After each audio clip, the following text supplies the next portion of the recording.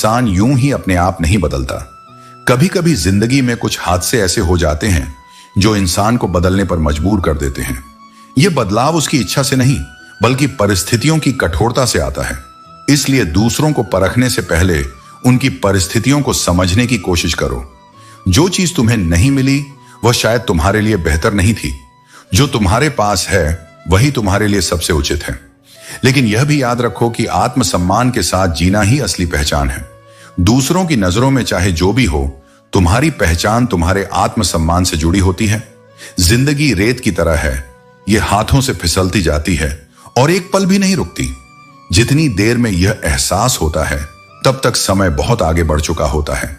इस जीवन को संभाल कर सहेज कर जीना ही सबसे बड़ा कौशल है। जितना ज्यादा तुम दूसरों को भाव दोगे उतना ही अपना मूल्य गिराते जाओगे। ये दुनिया स्वार्थ से भरी हुई है। यहां दोस्त भी वही होते हैं जो अपने मतलब से जुड़े रहते हैं। इसलिए अपनी कद्र करना सीखो। दूसरों की नजर में नहीं बल्कि अपनी नजर में खुद को ऊंचा रखना अधिक जरूरी है। वक्त सबसे बड़ा शिक्षक है। यह तुम्हें धीरे धीरे बता देता है कि लोग क्या थे और तुम उन्हें क्या समझते थे। जब यह सच्चाई सामने आती है तो मन को ठेस जरूर पहुंचती है, लेकिन यह भी जरूरी है कि तुम इसे अपनी मजबूती का आधार बनाओ, न कि अपनी कमजोरी का। इस दुनिया में कोई किसी का सच्चा हमदर्द नहीं होता। जनाजे में शामिल होने वाले भी वहां केवल अपनी उपस्थिति दर्ज कराने आते हैं, न कि सच्ची संवेदना के साथ। लोग साथ होते हैं पर केवल दिखावे के लिए।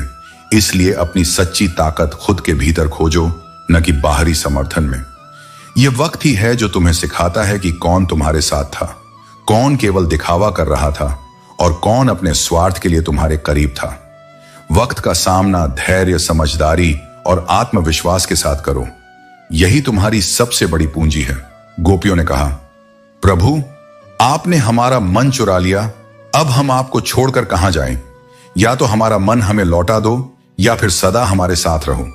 इस जीवन का हर क्षण आपके लिए है। पल भर की दूरी भी असहनीय है। यदि आप दूर हुए तो हम अभी इसी क्षण अपना शरीर त्याग सकते हैं। यही सच्चा प्रेम है, जहां समर्पण में संदेह नहीं होता, जहां आत्मा स्वयं को दूसरे में विलीन कर देती है। प्रेम केवल पाने का नाम नहीं, स्वयं को खो देने की कला है। यदि किसी इंसान को सही मायने में जानना चाहते हो तो किसी महत्वपूर्ण विषय पर उससे सलाह मांगो। उसकी दी हुई सलाह उसके चरित्र का सटीक परिचय देगी।